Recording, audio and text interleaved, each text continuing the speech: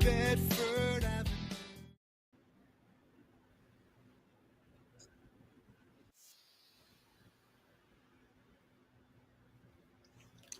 And good evening, Pittsburgh Steelers fans. Welcome to another episode of Steelers Friday Night Six Pack. I am your host, Tony Defio, and I thank you all for joining me on this. Well, it's getting colder.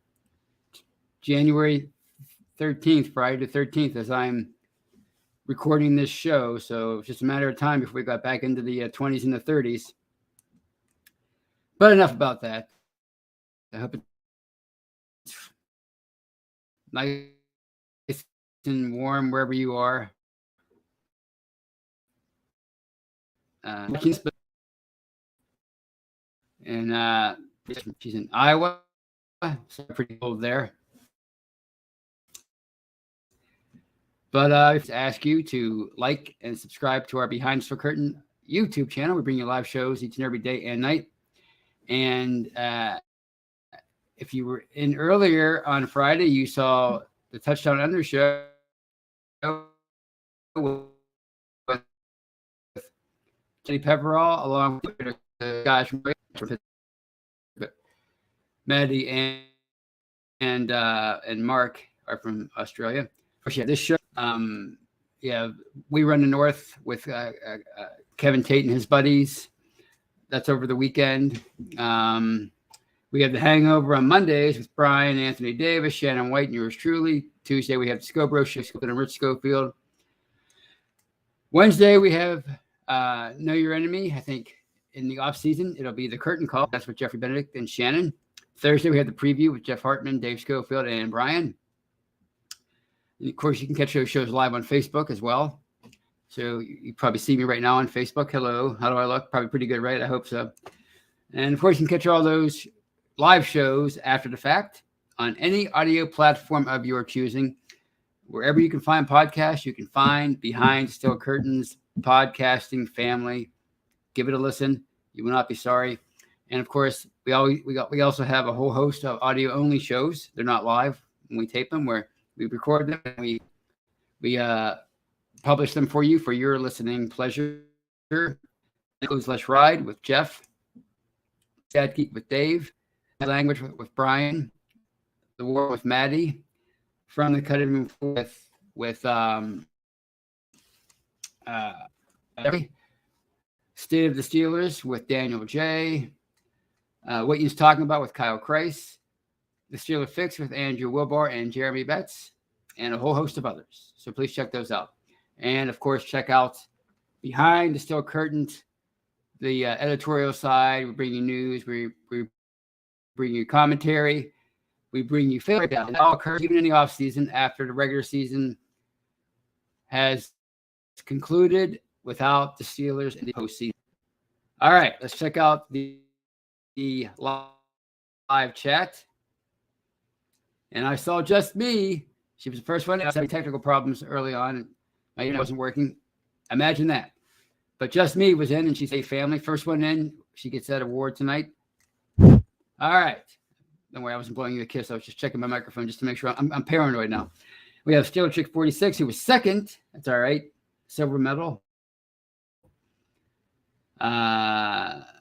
Shane Giggles. I haven't seen Shane Giggles in a while. Brian Brown, mainstay, is with us tonight. Sherry Richards. Wow. I haven't seen Sherry in a long time. And she says, hey, Tony, not warm in Duval. Wind chill right now about 30 and dropping. Yeah, that's about what it is here, too. It was warm for here anyway for the past 2 days, but now it's feeling pretty cold out. Daniel Red says, next up, you keep breaking up. Story of my life on Friday, Daniel. I do the best I can. Dark Storm 1. Also, Daniel says I look good. Wow, well, I have working out. So I hope that audio part comes through, that Daniel Red said I look good. So there you go. There you go, 50 years old. Take that. All right, who else we have? James Tresvant. What up, Tony? And that's it for now. Mark Malone's with us. All right, Mark Malone. One of my, I actually defended Mark Malone, the quarterback, when I was a kid.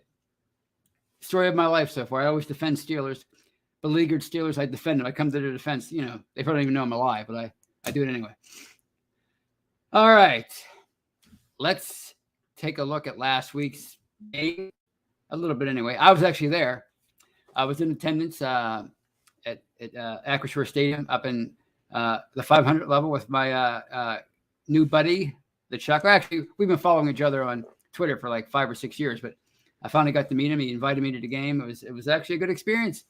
You know, you never know when you meet people from social media. You know how crazy those social media people are. But I always knew Chuck was pretty cool, and when I met him, it was confirmed, and his family was pretty cool. They were great. It was a fun day. The Steelers came away with a pretty impressive win. I mean, it was kind of iffy early on. You know, Pittsburgh marched down the field, and it looked like they were going to score a touchdown. In fact, Deontay Johnson looked like he was about to score his first touchdown of the year. He got it down to about the 3 after a pitching catch from Kenny Pickett, a catch and run, I should say. But he didn't get in, but still looked pretty good. It was like 1st and goal from the 1 or 2.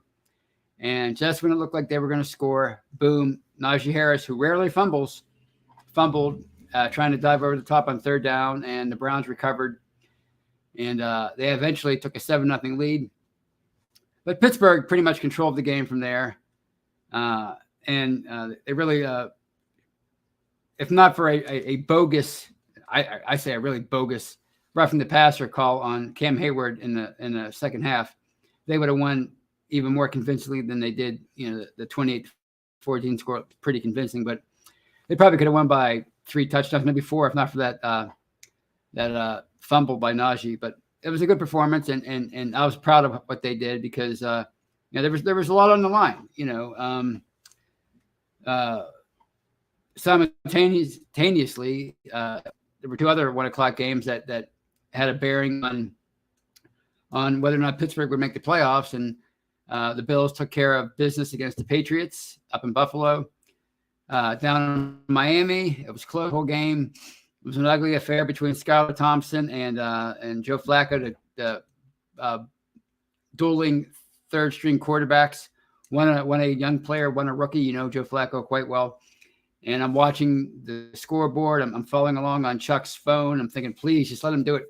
The fans, come on, Jets. The fans in attendance were chanting Jets, Jets, Jets, Jets. I was doing that too. I was saying I believed in Joe Flacco, which, you know, come on. Of course I didn't. But I was saying that at the time. Because when you're on a date, you say what the other person wants you to hear. That's what I was saying to Joe Flacco in that moment. Please, come on, Joe. You are truly elite. But it just didn't work out. It came down to the last few seconds or so of that game in Miami, and they wound up kicking the field goal, and they won ultimately 11-6 thanks to a safety at the end. So Pittsburgh is not going to the playoffs, and Miami is. And it was kind of deflating. I'm not going to lie. I mean, I was excited the whole day, and I thought for sure they were going to pull it off. You know, I was kind of high off of last year when it happened, right? You know, feeling pretty emboldened after last year's turn of events when Pittsburgh won in overtime in Baltimore, and the Colts got trounced by the down-and-out Jaguars. And the Colts were playing under a win-and-you're-in scenario, and the Steelers needed help and a win. And it worked out. So I was kind of feeling like it would happen, you know, team of destiny, that sort of thing. Not that I thought they were a team of destiny. I just thought they were destined to get into the playoffs for a 2nd year in a row under that same scenario. And it just didn't work. So it was kind of deflating. As I was walking out of the stadium, I was like, oh, man, you know, that sucks. I wanted to see him make it. I knew they didn't have much of a shot. In fact, you know, I've been following the point spread between the Dolphins and the Bills. They would have played the Bills as the number 7 seed versus the number 2 seed in Buffalo. And I'm following the point spread, and it's gone from like 9.5, you know, in favor of the Bills. Now it's like 13.5. Skylar Thompson's going to play. Tua's out again. I think Teddy Bridgewater's out. So that's probably what the point spread would have been between Pittsburgh and Buffalo. Even if there's a lot of very confident Steeler fans out there always putting money on Pittsburgh, it probably would have been a 12 or 15 point, especially since Buffalo beat them up pretty good in the regular season, 38-3. Although that was a different time and it was a different spirit, and Kenny Pickett was his first ever start. And of course, they improved a lot as the year went along. So, I anticipated a much better performance this time. TJ Watt would have been back as well. And what he did to them last year in week 1. But they probably still would have lost. But, I was expecting them to go up there and give them a game. I don't think Miami's going to give the Bills a game, though. I think it's going to be a thrashing. So it would have been nice to see. And now we can always say, well, if they would have gotten into the playoffs, they would have been the team nobody wanted to face. We always say that when a team that when a Steeler team barely misses the playoffs after ending the season on a pretty good roll. We said that in what was it? When did we say that last time? Was it like 20? Certainly wasn't last year. I don't think they were a very good team last year. They were just propped up by Ben. But we love to say that a lot when a team misses the play. 2013. That's the one I was thinking of when they could have made it on a Ryan Suckup field goal and he missed and they wound up not making it. And we were saying they were a team nobody wanted to face.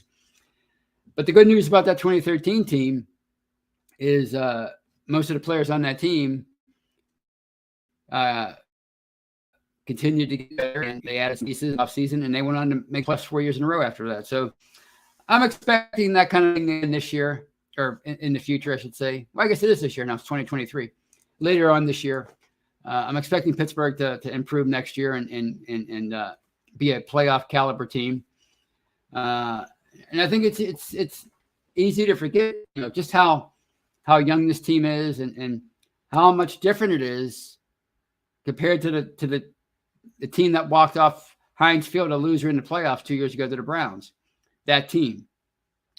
I was talking on the Hangover the other day with Brian and Shannon, and I mentioned that of the 11 starters that were in that game that lost to the Browns, that walked off that field that night, 48-37 losers, 9 of them were gone by 2023 or 2022, I should say.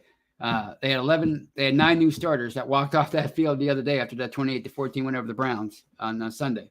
You had Shooks.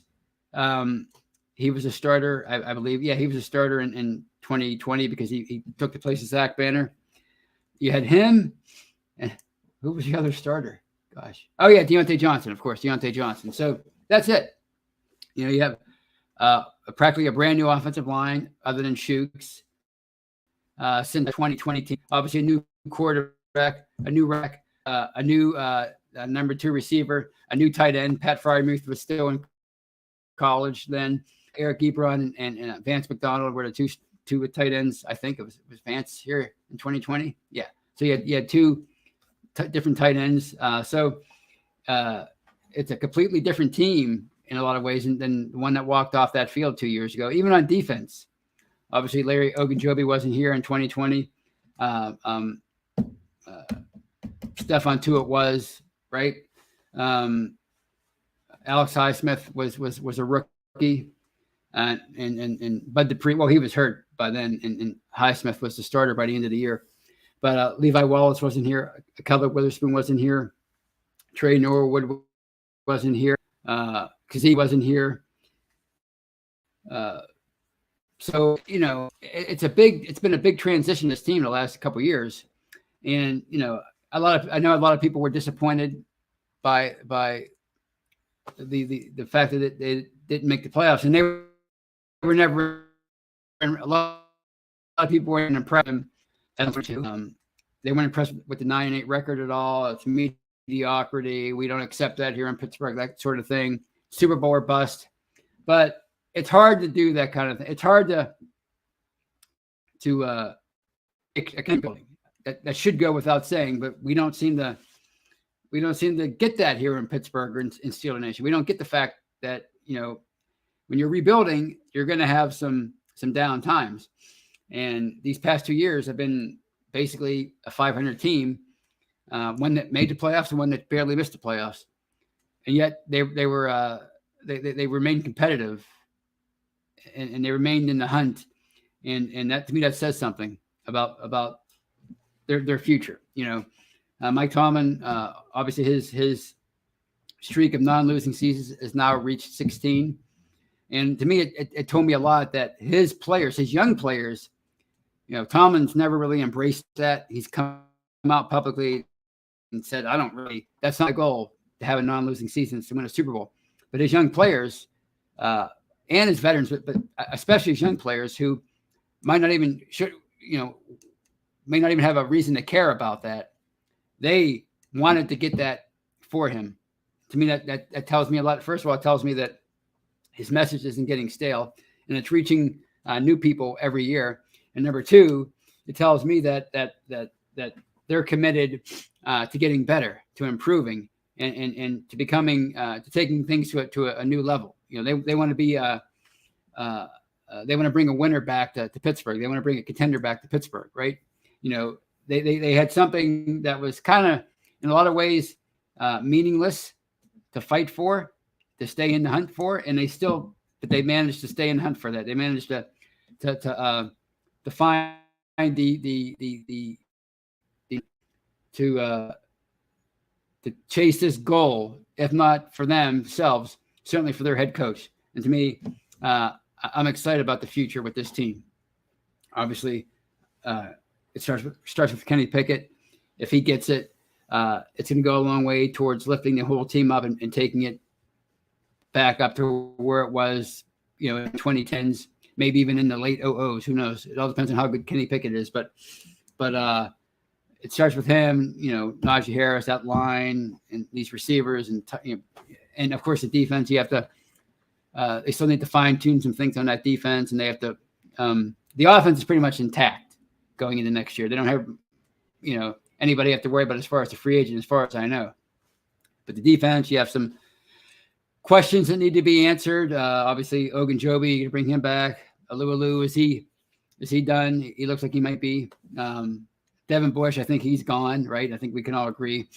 Are they going to bring Kazee back? Are they going to bring Miles Jack back? He's under contract, but are they going to bring him back? Are they going to find a way to get a deal done with Edmonds? Are they going to try to upgrade a cornerback over Wallace and Witherspoon? Are they going to re-sign Cam Sutton, who I think his market's going to be pretty decent this year? Even though he's not a true number one corner, he's still a very, very they get paid in free agency. They do. Every year, those kind of guys get big money in free agency. So, here he's a versatile role player. I mean, he's a starter, but he plays all kind of different. He wears all kind of different hats for them in that secondary. But somebody else might look at him and say, you know what, we're gonna bring him in and we're gonna make him a starter. And we're gonna pay him starter money. So it's gonna be interesting to see what they do with Cam Sutton, because it's pretty obvious that guys like James Pierre, they're not going to develop into anything beyond just a decent backup. Trey Norwood, as far as a safety, a free safety, he's more of a free safety than he is a strong safety. So, if Edmonds does walk, then you're going to have to probably find a true strong safety to play alongside Minka Fitzpatrick. And, they're such a good duo, right? I mean, every Batman needs a Robin. And we saw that for many years with Troy Polamalu.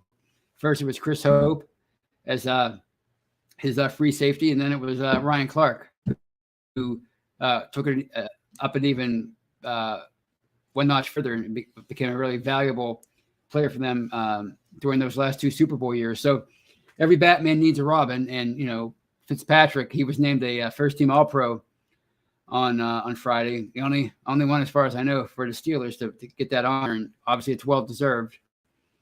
But I think it would be in their best interest to make Edmonds their top priority in free agency. I think, because he's again, he works so well with Fitzpatrick, and it's hard to find a steady, durable, strong safety who can do so many things for you like Edmonds can. It's not just playing the run or playing dime linebacker. He has a lot of responsibility in coverage, covering tight ends. It's one of his main attributes. So, I'm not saying break the bank for him, because you paid Fitzpatrick all that money and you can't pay your two starting safeties top money. But I think they should make him certainly a more attractive offer than it did last year. Again, I don't know what was going on last year between them and Edmonds, because he had already demonstrated through 2021 that he was a reliable starter. He was durable. Again, he filled a lot of roles for them. So why they were down on him last year? They signed him to a low ball 1-year offer. So let's see what Omar Khan and company. Let's see what they do with him this offseason. I would make him a priority. I would make Sutton a priority. And then I would go looking maybe for a cornerback, if not in free agency, certainly in the draft, and another inside linebacker. Maybe you can get a veteran to come in and fill a role for you there. We'll see. So I think the offense is pretty much set as far as personnel. They can obviously add there's a desire for them to add a left tackle or a left guard or something. Maybe add another receiver. But I think overall there's less to worry about with the offense as far as adding to it than there is the defense. I think the defense, even though it's considered the more dominant unit, the more accomplished unit, I think a lot of guys are getting old on that side of the ball, or at least a few of them are. Cam Hayward, Tyson Alualu. Miles Jack is still a relatively young guy, but he's lost his fastball in the last couple of years. So there's a lot that needs to be done with that defense yet to get it to maybe take it up another notch next year and be even more dominant than not that it was dominant in 2022, but it was certainly, it had its moments, and you like to see more consistency from it. But obviously people like TJ Watt have to stay healthy, and if he goes down for 7 games, I don't care who's on that defense next year, it's going to be a difference maker, and we saw that in 2022. But while we're talking about that defense, I think we have to give the credit to Alex Highsmith. His 3rd year, Watt was out for a good part of the year with that injury, and Highsmith just had his best year yet, 14.5 sacks. It's hard to argue with that. I mean, that's why he's not getting more recognition. I mean, that's a lot of sacks. I think TJ Watt might have spoiled people last year with his 22.5 sacks or 22 sacks. 14.5 is pretty impressive. It wasn't that long ago that 14.5 sacks would have turned a lot of heads around here, but people barely noticed it. Cam Hayward, I mean, I think the guy might have had his best year of his career, and that's saying something considering how well he played in 2021 when they had a lot of injuries on the line on the defensive line. So what did he have? 12 sacks, I think. The guy is just an absolute wrecking ball. And I don't know what's going to happen between now and the end of his career as far as championships and whatever. But when he's done, at the very least, Cam Hayward's going to be a borderline Hall of Famer. And whether he makes it in or not, I don't know. But the fact that he's in the discussion, that tells you all you need to know about what kind of player and what kind of career he's had up to this point, and when all is said and done. So on that note, at 23:40, I'm going to take and allow you to hear a word from our sponsors. Don't go anywhere. I'll be back in just 30 seconds or so.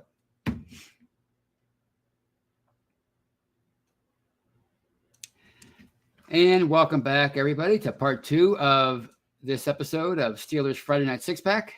I'm your host, Tony Defio, and I thank you for sticking with me. Or if you joined midway through the show, I thank you for doing that as well.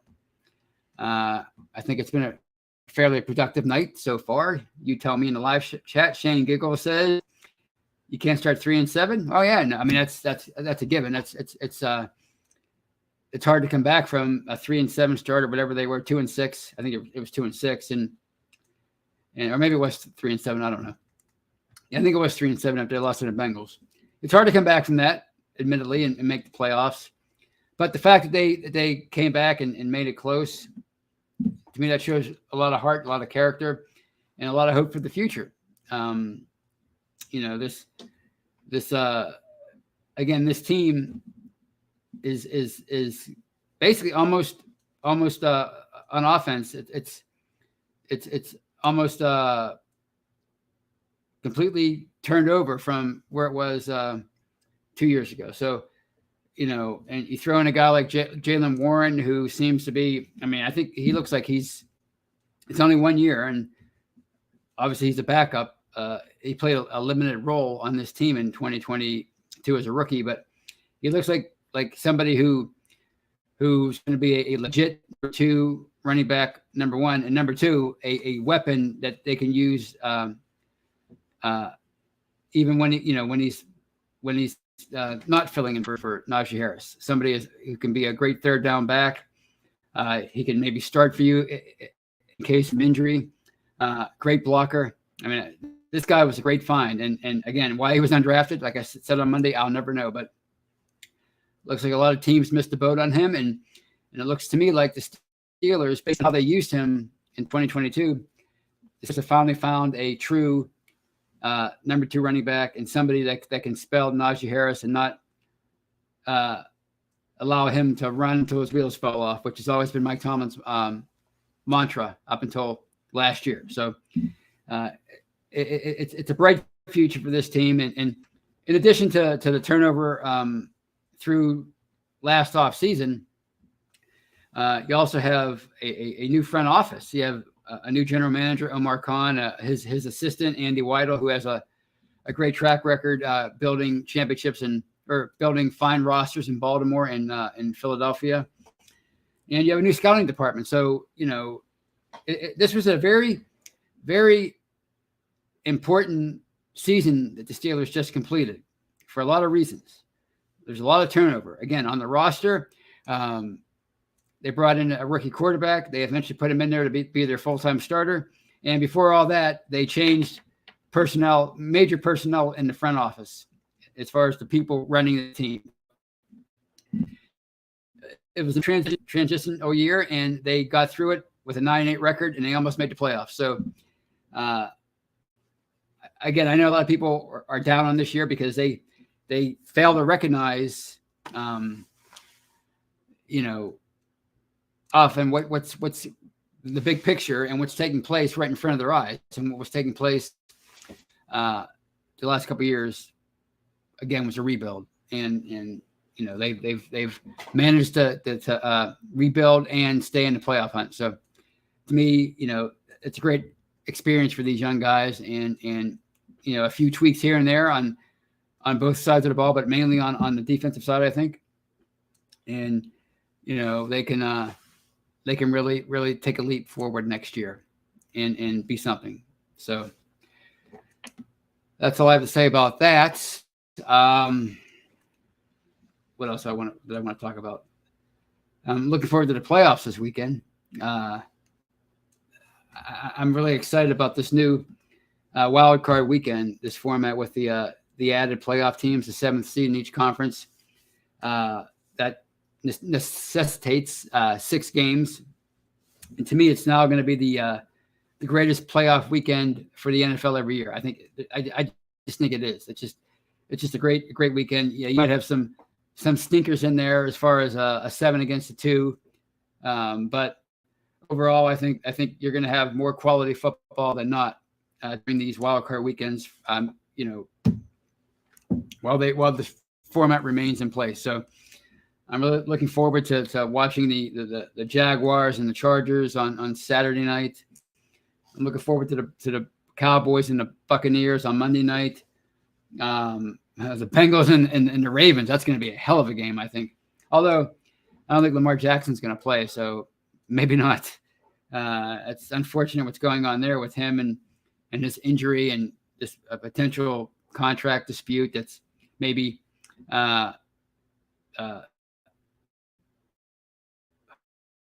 quote unquote his ability. So looking forward to this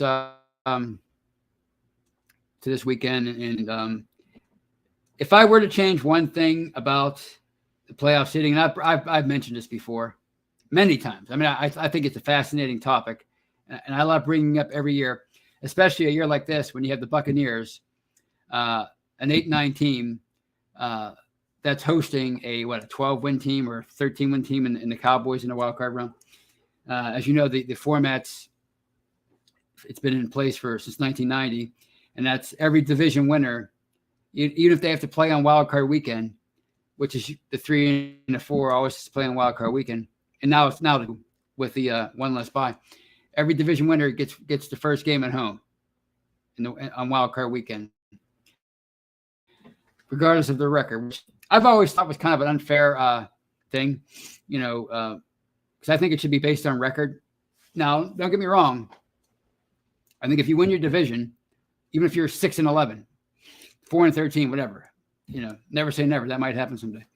You deserve to be in the playoffs, right? I mean, otherwise, why even have divisions if winning it doesn't get you a spot in the playoffs? So I'm not saying that division winners shouldn't be in the playoffs, and to me, it would be pointless to have divisions without that winner, without the champion making the playoffs. But you shouldn't be guaranteed a home game. It should be based on record. It should be based on tiebreakers, things like that. And I think it might lead to like more exciting divisional round games and conference championship games if they did it that way. Can you imagine, the Eagles as the number seed, and maybe the Cowboys sneaking in? Yeah, they're a wild card, but they get the number 2 seed because of their record. I think that'd be pretty cool. People say, well, it's too much of a disadvantage for the division winners if they have subpar records. The advantage to go on the road. Well, then have a better record, right? For years in the 1970s through the 80s, at first there were 4 teams in the playoffs in each conference, and then 5 by 1978. For years, if you were number 3 seed and you won your division, because there were 3 divisions in each conference back then, you were almost a lock to play both of your games on the road to get to the Super Bowl. There was virtually no chance of you getting a home game in the championship round. If you were number 3 seed, you automatically on the road, right? But if the one or the 2 advanced to the championship round, you had to go on the road again if you won your game, if you won your divisional round game. So it was like that for 20 years, and it was fine. So, the 79 LA Rams made it to the Super Bowl as the number 3 seed. They were 9-7. They were number 3 seed in the NFC, but they knocked off the Cowboys in the divisional round, and they went down to Tampa Bay and beat them to make it to the Super Bowl. It can happen, right? So, would it put the division winner at a more of a disadvantage to have to go on the road to play a wild card team in the first round? Yeah, but ask yourself if it's fair that a 12-win team has to go and play an 8-win team at their place with the advantage of being in front of their crowd, the whole noise factor, travel, all that stuff. Just because you barely missed out on winning your division. So we saw it in 2011 with the Steelers traveling to Denver to take on Tim Tebow. 12 wins. They lost the division in the bye by a tiebreaker, and they had to go to Denver to play an 8-8 team. And, obviously, they lost that game not because of anything other than they just made too many mistakes. But still, would they have made those same mistakes at Heinz Field? We'll never know. But that's the only change I would make. It comes up every time there's a matchup like this. It came up in 2011. It came up in 2010 when the 7-9 Saints got to host the Seahawks. Got to host the Saints in the wild card round and beat them. So it comes up every time there's a situation like this. And I don't know if the NFL is ever going to change it, but I'd like to see what would happen if they did, if it would really lead to some more intriguing divisional round and championship round games. So we'll see what happens. What else did I want to talk about? I've been going on and on the last 34 minutes. I'm just glad I haven't had any technical glitches. Let's see what else we have in the live. Let's take a look at the live chat first. They're talking about some free agent additions. And this is one from Brian Brown. Tony, you would make a pretty good OC, right? I'd be good with that hiring. No, I wouldn't. No. You're talking about people like KT Smith, maybe Jeffrey Benedict. I'm probably way down the list as far as the BTSC team that would make a good OC. I might make a good person who could, maybe take out the water during a timeout and give the guys water. But as far as, and I'm not being humble either. I'm not really a next to the nose guy. I don't know that side of the ball. So no, Matt Canada would be better than me. Sorry to say, but Matt Canada would be better than me as the OC. You'd want him. If you had a choice between him and me, I would pick Matt Canada, right? So, but again, I'm excited about the playoffs. I'm excited about the Steelers' future. It's a funny thing what happened, and I'll wrap it up with this before I take some questions and comments. When I left the stadium on Sunday, I was disappointed that they didn't make it, but I kind of, after that, it wasn't even an intentional thing or a conscious thing. I just kind of took a break from the Steelers after that, other than, like my writing obligations and the podcast on Monday of this podcast. I barely followed Twitter, Facebook, barely listened to talk radio. And it's been great. That's why I wanted them to make the playoffs, because I just didn't want to get back to that same old stuff like Brian Brown kind of alluded to, the Matt Canada watch and Deontay Johnson was in the news because I guess he unfollowed the Steelers on social media. Have they fired Canada yet? Who are they going to draft? Mike Tomlin's only won 3 playoff games in the last 12 years. He hasn't won a playoff game in 6 years. I wasn't ready to, even though we always talk about that stuff anyway, I wasn't ready just to talk about that. Just that and without any results on the field to talk about it. So I took a break. I detoxed, if you will, from all things Steelers for like 5 days. And I'm still in that detox. I just took a break to go and do some writing and everything. But I'm still kind of like taking a break from it. I want to watch the playoffs. That's what I'm more interested in right now than who they're going to draft, free agents, who they're going to keep. Are they going to fire Matt Canada? Like, that kind of stuff. I just, there's a time and place for it, right? And eventually I worked my way up to talking about that stuff. But I love the NFL so much. I love the actual season so much. And I want Pittsburgh to be part of the playoffs. But even when they're not, I still love to watch the playoffs. I love it. I love to watch all the games, as many as I can. It's not always possible because I have work and other obligations. And, everybody's always inviting me to parties because I guess my popularity, I don't know. You be the judge. But I love the playoffs. And I want to see them all the way through until the end. And, like, there's plenty of time to talk about this other stuff.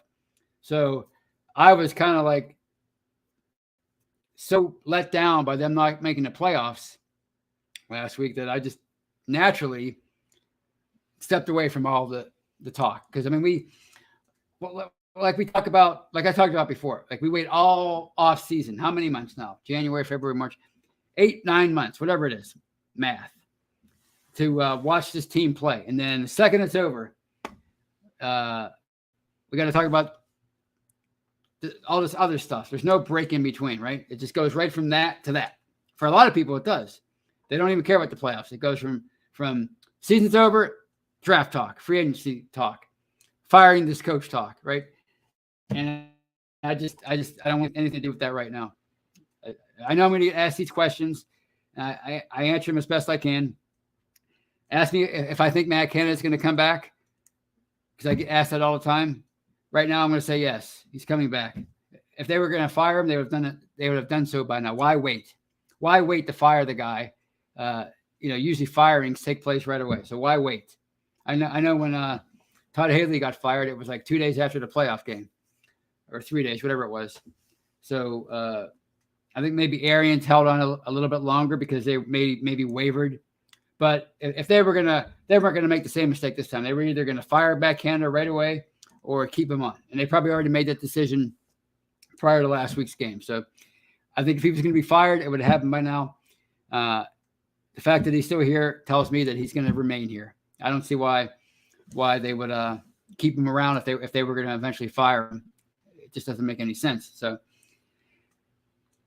I know a lot of people were disappointed by that, but hey, I got news for you. If that's your thing, I'm not saying he shouldn't be fired, but if it's your thing, if your big thing is like wanting coaches to be fired, I know a lot of fans, it's all they ever talk about. It's wanting this coach fired, wanting that player cut, wanting that player traded. It's like it's all they care about. If that's how you live your sports life, sports fandom, then you're going to be disappointed a lot of the time. So I have no sympathy for you.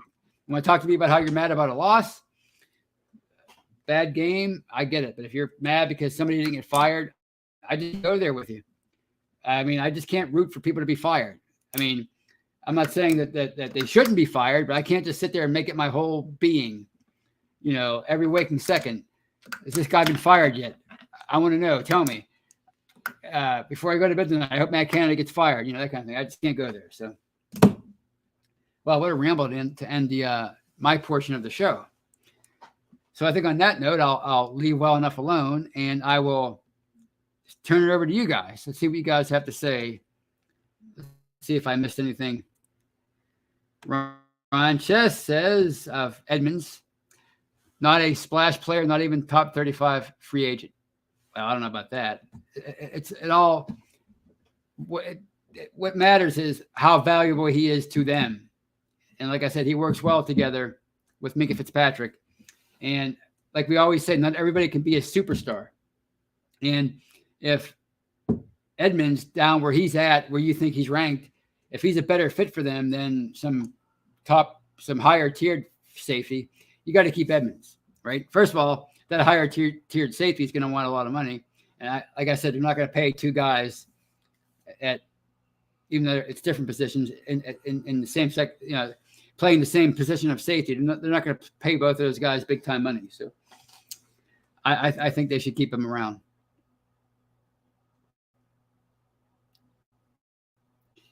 Who was this one from Shane Giggles? Who was Kenny Pickett's receiver at Pitt and is entertaining in the draft? He's not USC. Jordan, fantastic talent, but I think he's going to be. I mean, I'm no draft expert, but I think he might work his way up to like a top 10 kind of spot for the draft. Besides that, I don't think they should go after a receiver in the first round anyway. I think they should focus their resources on defense. Maybe a really good left tackle if one is there. Even a left guard, because I mean it's not a bad place to draft the guard, 18th overall. So that's what I'd focus my attention on. Maybe an inside linebacker at that spot, a cornerback if you're confident in finally finding one on your own. As far as receiver, I'd wait till a little bit later. Actually, have more wiggle room this time with the 32nd pick in the draft, thanks to the Chicago Bears. All right. Another one from Ryan Chester says Sutton was ranked number one of top CBS, one of top free agents. So, yeah, but I don't think he's one of the top players in the defensive players in the NFL. But he certainly is a valuable player who might get overpaid. And if that's the case, they might have to decide on something else. This one from George O.J. I like to concentrate on inside players on D, especially with TJ and Alex at outside linebacker. Oh, of course. Yeah, that's not even a priority. Outside linebacker. It's if you're concentrating any draft picks, any premium draft picks on linebackers, it's inside linebacker. You have to figure that out. Obviously, Miles Jack is a solid guy who I think is on a decline, but he's solid. But you need a dynamic player in the middle of that defense, and it's certainly not Devin Bush. You need to find the next Ryan Shazier. They went for it with him. You have to like the effort. Nobody was really that upset about it at the time. There were some people that were upset about it, but most people thought it was the right move to move up to 10th, to give up draft picks to get Devin Bush, and it didn't work. But you got to try again because you got to find that that guy. It's important for their defense. Shazier showed that you need that guy. There's a lot of great defenses that have great inside linebacking play, and you need that in Pittsburgh too.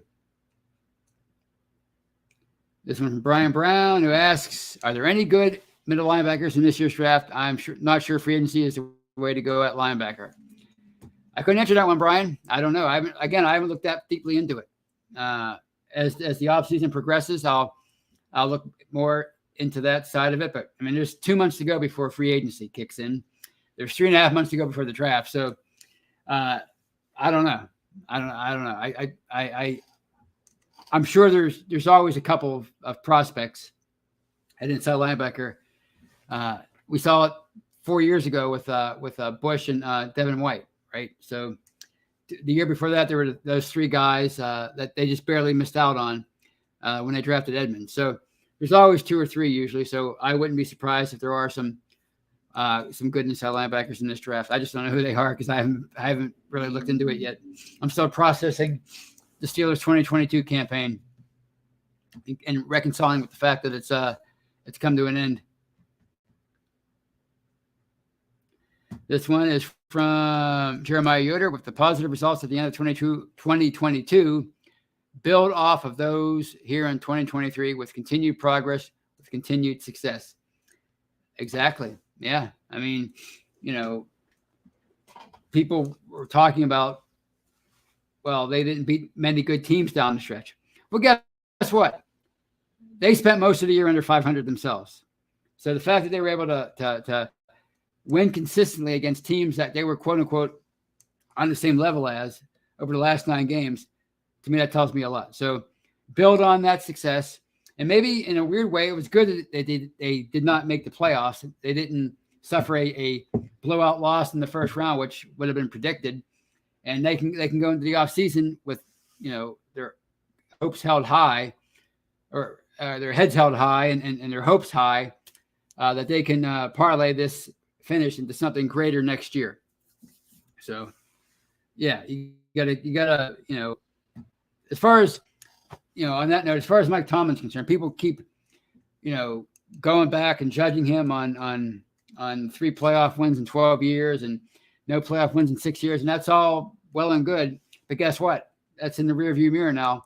And they're clearly not going to fire him. So to keep criticizing him for that stuff is pointless. What you have to judge Mike Tomlin on right now is this current team, this current rebuild that began in 2021. That's what you have to judge him on. Okay. That other stuff, 2014, 15, 16, 17, 18, that's all over. You can't worry about it anymore. They're not judging him on that anymore. They're going to judge him, meaning the Rooneys, I'm assuming, they're going to judge him on what he does in the post-Ben part of his career as a head coach. And that started when he was still here, when Ben was still here last year, when he was the old man on a rebuilding team. So that's how you judge Mike Tomlin, right? So wipe that stuff, that slate clean up to 2021.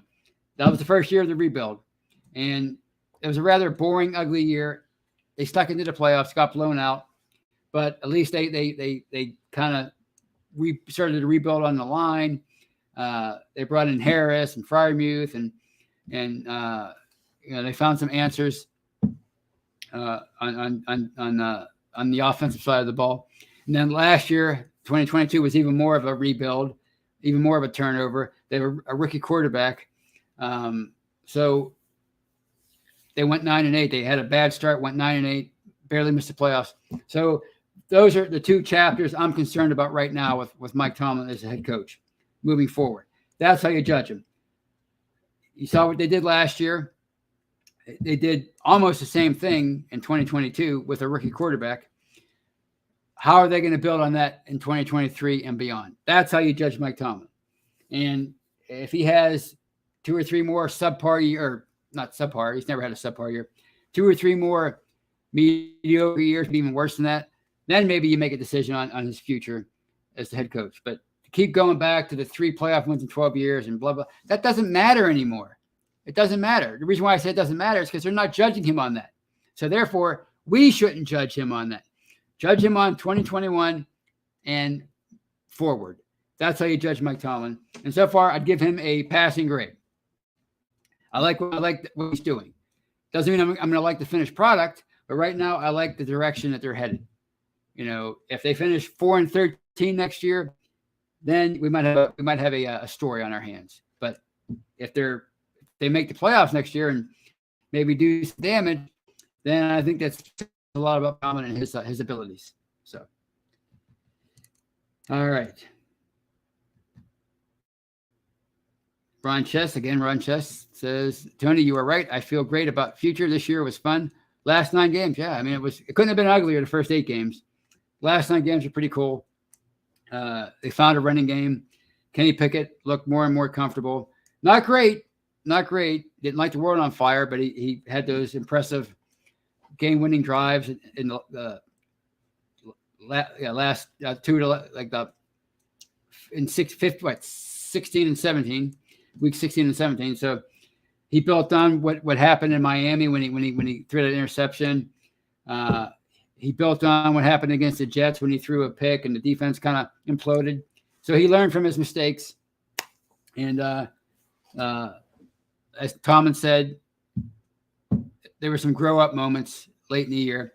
And let's see if they continue to grow into next year. Brian Brown says the playoffs aren't any good without the Steelers. I mean, they're not as good, but they're still great. There's nothing like NFL playoffs in my mind. All right. Steeler Chicks. Let's see here what we have here. Shane Giggle says, hoping Super Bowl is Vikings versus Bills. Won't care who wins and can enjoy the game to its fullest. That'd be the Super Bowl of the ages. 2 teams that have been there 4 times each and lost 4 times each. That would be one heck of a matchup right there. I mean, somebody's going home happy, somebody's going home even sadder.